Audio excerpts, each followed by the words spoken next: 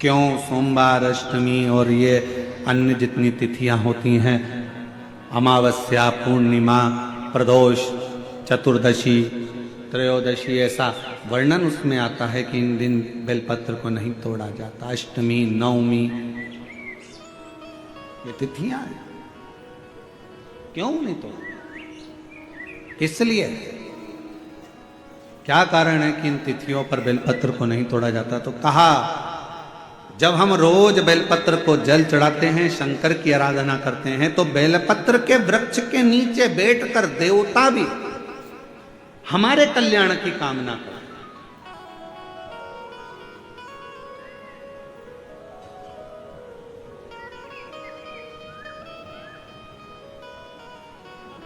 कितनी बड़ी बात लिखी है।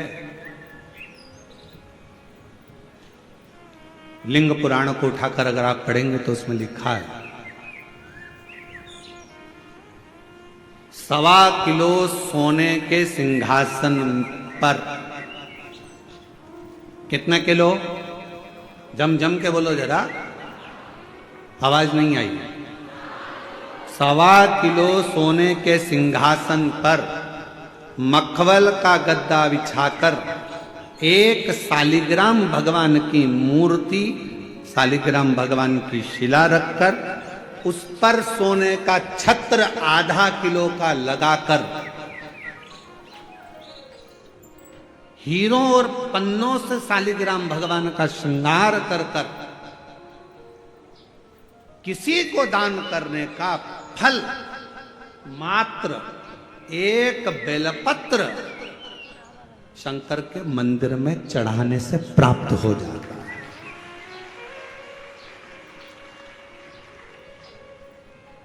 कितने किलो सोने का सिंहासन? बोलो बोलो, जम के बोलो जरा। 1.25 किलो। छत्र कितने का? 0.5 किलो।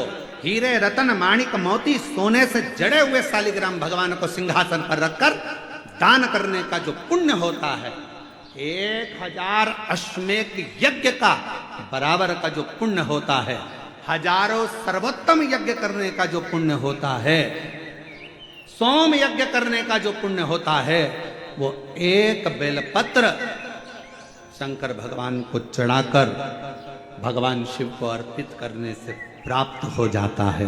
और ऐसा यज्ञ का फल मेरा विश्वास करता है, मेरे छत्तीसगढ़ वासियों के लिए, मेरे संपूर्ण देशवासियों के लिए, मेरे संपूर्ण विश्व में रहने वाले शिव भक्तों के लिए, ये मेरा दिल कहता है कि इतना बड़ा दान मेरा मन करता है कि आप सब हफ्ते में कम से कम एक दिन ऐसा आता होगा कि आप भी एक बेलपत्र शंकर को चढ़ाते होगे, तो समझ लेना कि आपने भी अश्वमेध यज्ञ, सोम यज्ञ और स्वर्ण सिंहासन, स्वर्ण छत्र का दान अपने जीवन में कर लिया।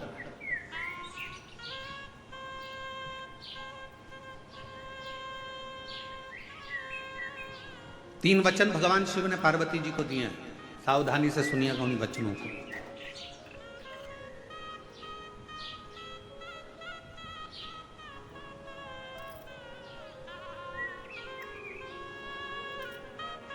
दो वचन तो काशी के हैं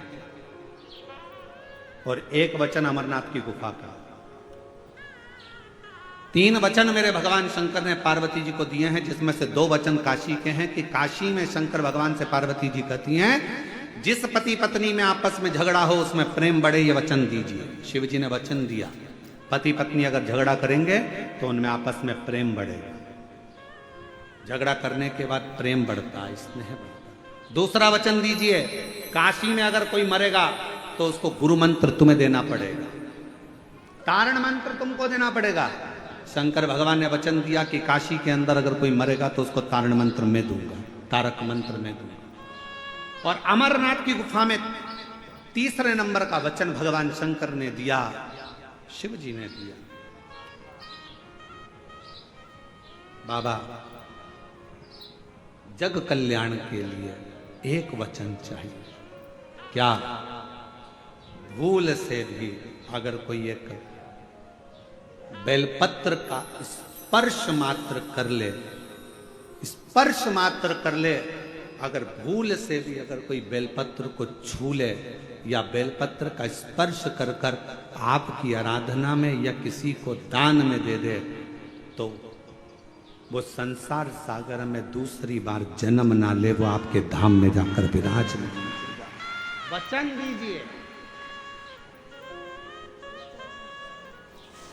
पुनरपि जननम पुनरपि मरणम के प्रपंच से छुड़ा देता है एक बेलपत्र का पौधा।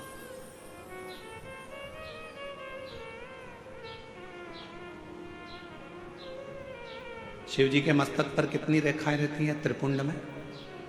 आवाज दो, आवाज आवाज नहीं है। तीन रेखा मेरे भगवान शंकर के मस्तक पर है। उन तीन रेखाओं में एक एक रेखा में 9 देवता विराजमान।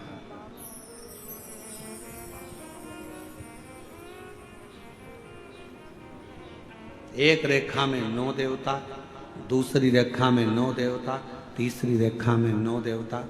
ऐसे शिव जी की त्रिपुंड रेखाओं में 27 देवताओं का।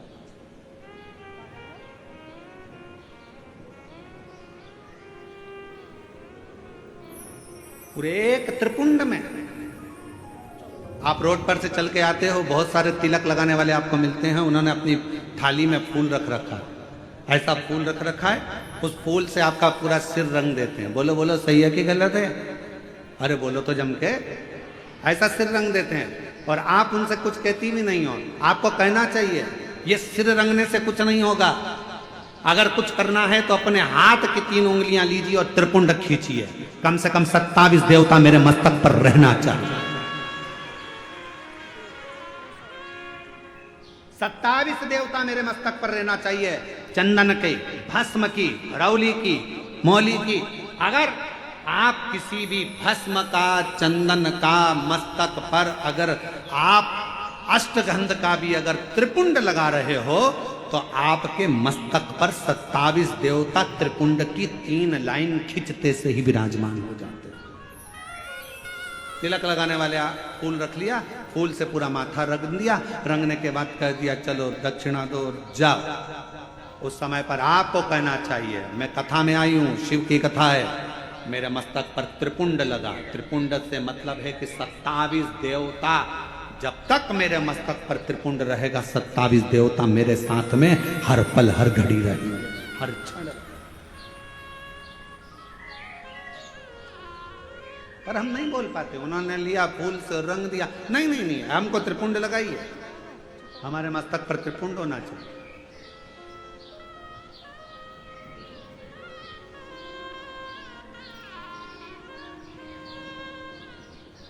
शिव जी के मंदिर जा रहे हो, भगवान शंकर का जल है, उसको भी मस्तक पर त्रिपुंड के भाव से लगा सकते। भस्म है, भाव से लगा सकते। और यदि कुछ भी ना लगा सको तो फिर एक काम करो, शंकर के मंदिर में जब जाओ, झुककर जब प्रणाम करो तो अपना मस्तक शिव के चरणों में झुककर प्रणाम करोगे तो जो शिव भक्त आएंगे उनके चरण की रज आपके जब मस्तक पर लगेगी तो आपका कल्याण कर देगी, आपका उद्धार कर देगी, कल्याण कर देगी।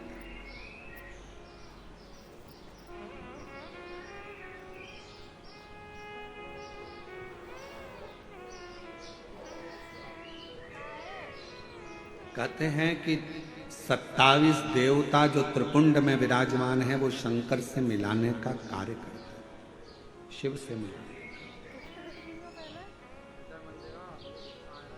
बाकी सी लटक गई, नैनों में अटक गई, कब तुम दर्श दिखाओगे। बाकी सी लटक गई, नैनों में अटक गई, कब तुम दर्श दिखाओगे। हिचकियाना रुके भोलेनाथ, मने थारी याद सतावे।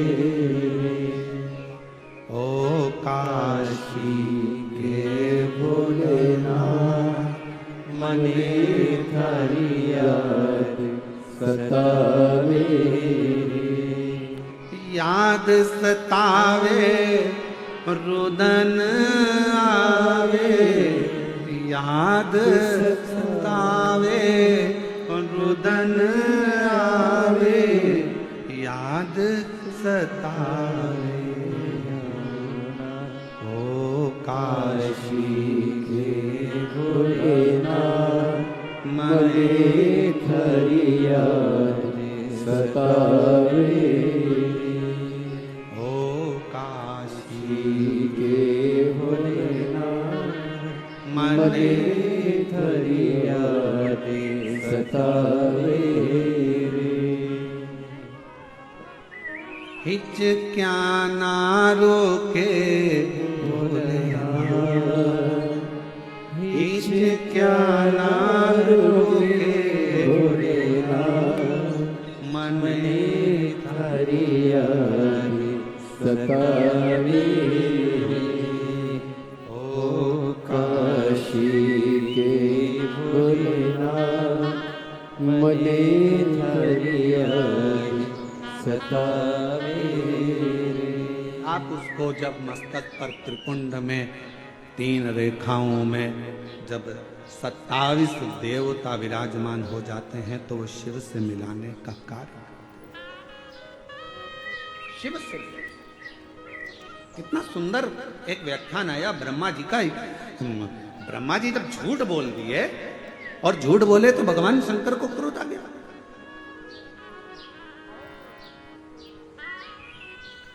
पांव का नख तोड़ा, काल भैरव प्रकट करा, काल भैरव ने अपने हाथ का नख तोड़ा, ब्रह्मा जी का सिर काट दिया। सिर लुढ़कते लुढ़कते गया तो कर्मनाशा नदी बन गई, जो आज भी उत्तर प्रदेश में बहती।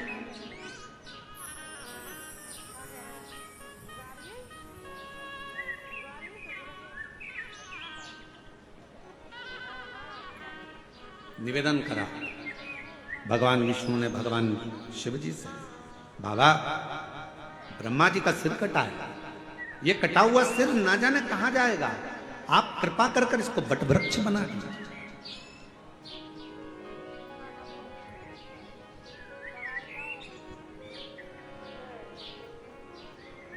इसको बट वृक्ष बना दो, आप करुणा करो, इसको बढ़ता पेड़ बना दो, बट वृक्ष बना।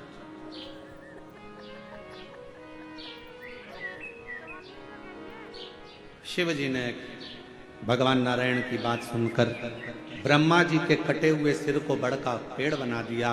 शंकर भगवान उसी बड़ के पेड़ के नीचे विराजमान हो गए। शिव जी का नाम बटकेश्वर महादेव। बटकेश्वर महादेव एक नाम शंकर जी का ऐसा है जो व्यक्ति के कर्जे को समाप्त कर। कर्जा करने के बाद व्यक्ति सोचता है मेरा कर्जा नहीं चूक रहा, बहुत ज्यादा टेंशन में चलता है। पैसा अगर कर्जा तुमने लिया है तो चुकाओगे भी तुम, तो फिर टेंशन करने की जरूरत क्या है। ज्यादा कर्जा हो गया महाराज, अब क्या करें। पति और पत्नी इतने डिप्रेशन में पहुंच गए कि आखिरी में अपने शरीर को ही त्याग दिया, मरने की तैयारी कर ली। ना ना ना, शिव महापुराण की कथा कहती है कर्जा तुमने करा है, कर्जा तुमने लिया है, चुकाओगे भी तुम, घबराना नहीं।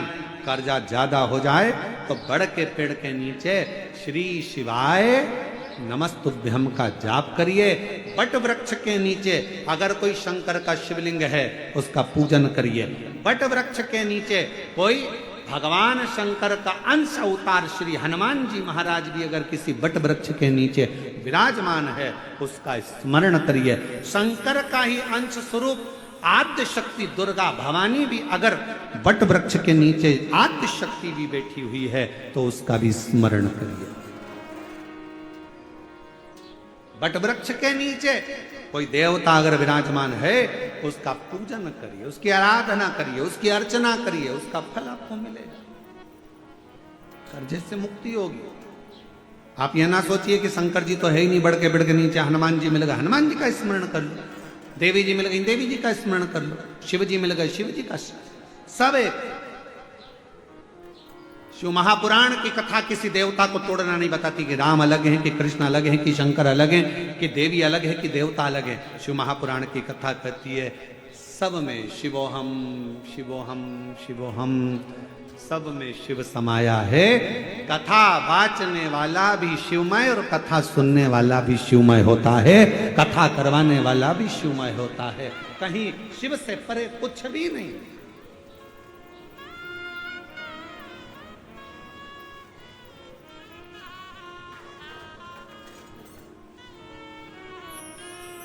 और मेरे भोले तेरा सहारा है, मेरे भोले तेरा सहारा है, मेरी नैया का तू किनारा है, मेरी नैया का तू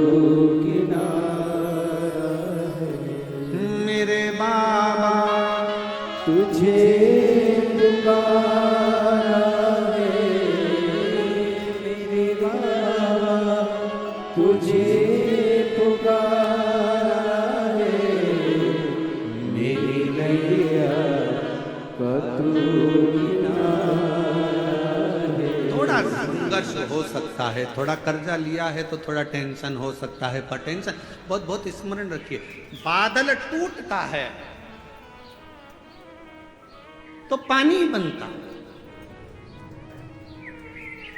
बोलो सही है कि गलत है? बादल टूटता है पानी बनता है। पृथ्वी पर मिट्टी टूटती है, अगर मिट्टी टूटती है तो अन्न बनता है। खेत को तैयार करने के लिए मिट्टी को तोड़ना पड़ता है।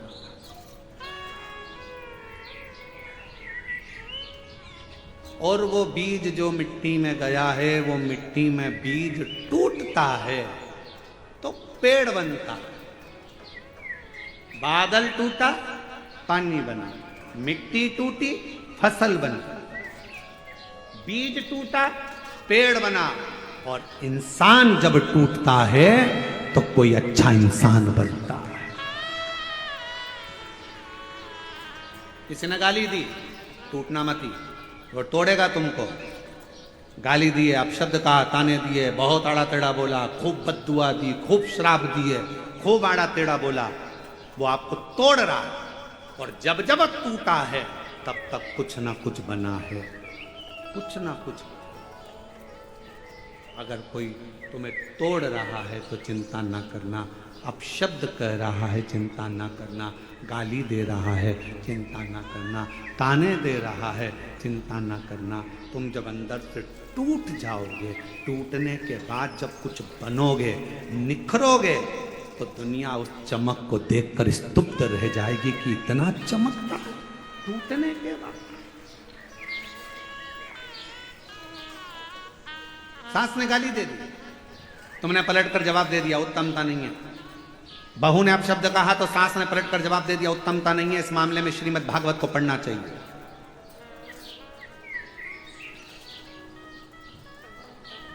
किस किस ने सुनी है श्रीमद् भागवत कथा? जरा हाथ उठाओ। जिन जिन्होंने भागवत सुनी है जरा हाथ उठाओ। सब लोग सुनी है? सबने रख लो। द्रौपदी का चरित्र सुना है कि नहीं सुना है? अरे बोलो तो जम के। सुना है? क्या सुना था द्रौपदी के चरित्र में? द्रौपदी के सोते हुए 5 पुत्रों का वध कर दिया था अश्वत्थामा। बोलो सही है? द्रौपदी के सोते हुए 5 पुत्रों का वध कर दिया। मालूम पड़ा अश्वत्थामा ने मेरे पुत्र को मारा है।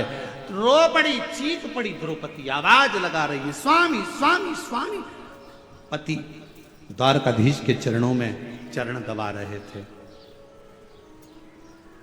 आवाज पहुंच गई द्वारकानाथ के पास में। द्वारकानाथ ने कहा, अरे भीम भाग कर जा, अर्जुन जल्दी भाग कर जा, द्रौपदी चिल्ला रही है। भीम ने कहा, अर्जुन ने कहा कि हम आपका चरण सेवा छोड़ दें? हाँ हाँ जाओ जल्दी से जाकर देखो क्यों रो रही है, क्यों चिल्ला रही है। जाकर सूचना मिली कि द्रौपदी के रोने का कारण इतना था कि द्रौपदी के 5 पुत्र जो सो रहे थे पलंग पर, उसको अश्वत्थामा ने काट दिया, शीश काट दिए, मार दिया। भीम अर्जुन ने कहा क्या हुआ द्रौपदी, मेरे पुत्रों को मारा गया है। भीम अर्जुन दौड़ कर गए, अश्वत्थामा को पकड़ कर लेकर आए, द्रौपदी के सामने लाकर खड़ा कर दिया, हाथ में तलवार दे दी द्रौपदी के, ले द्रौपदी तलवार, इसने तेरे 5 पुत्रों को मारा है, तो इसका शीश काट।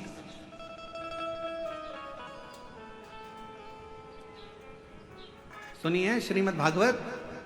अरे बोलो तो, ए द्रौपदी, इसने तेरे बेटों को मारा है, तो इसका शीश काट दे। ये ले तलवार, और तलवार लेकर काट शीश, मार दे। द्रौपदी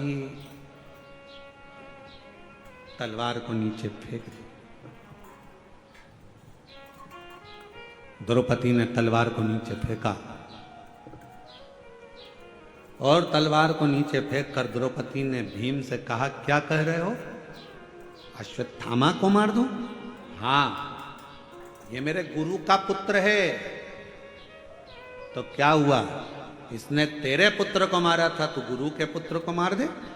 द्रौपदी मुस्कुरा कर कहती है, स्वामी, कोई कुत्ता यदि हमको काट लेता है तो हम कुत्ते को नहीं काटते हैं। काटते हैं? होता है अपने इधर ऐसा। हमने तो कभी मध्य प्रदेश छत्तीसगढ़ में ऐसा नहीं देखा कि कुत्ता अपन को काटे तो अपन कुत्ते को काटे। और कहीं ऐसा होता हो तो बात दूसरी है कि कुत्ता काटे तो अपन कुत्ते को काट लो, बिच्छू अपन को काटे तो अपन बिच्छू को काट लो, सांप अपने को काटे तो अपन सांप को काट लो। ये हमारा सनातन धर्म नहीं सिखाता, ये मेरा शंकर की कथा नहीं सिखाती कि कोई कुत्ता यदि हमको काटे तो हम कुत्ते को काटें। ये श्रेष्ठता नहीं है। शिव महापुराण की कथा कहती है, कोई अपशब्द कहे, कोई ताने दे, कोई गाली दे, कोई आड़ा टेढ़ा बोले, उस समय पर द्रौपदी जैसा विचार रखना, तलवार को नीचे पटक देना और कह देना कि समय आएगा सब बताएगा। इसके मस्तक पर लगी हुई मणि को निकाल लो। भीम ने अश्वत्थामा के मस्तक की मणि को निकाल लिया। अश्वत्थामा के सिर पर घाव हो गया। वो घाव अश्वत्थामा आज तक नहीं भर पाया, सारी दुनिया में घूमता है। हमने तो सुना है छत्तीसगढ़ में एक शंकर जी का मंदिर ऐसा है जहां पर अश्वत्थामा आज भी आता है। छत्तीसगढ़ की भूमि पर एक शिव का मंदिर ऐसा है जो पहाड़ों पर, पर्वतों पर, अमरनाथ केदारनाथ जैसा पहाड़ों के मध्य में है, और वहां आज भी अश्वत्थामा आता है और वहां के दियों का घी लेकर अपने मस्तक पर लगाता है। जरा विचार करिएगा, जो घाव अश्वत्थामा के मस्तक पर हुआ वो आज तक नहीं भराया। अपशब्द कहने वाले की जिंदगी में एक घाव उसकी दिल में अपने आप हो जाता है, वो जीवन भर मरते दम तक नहीं भरा पाता है।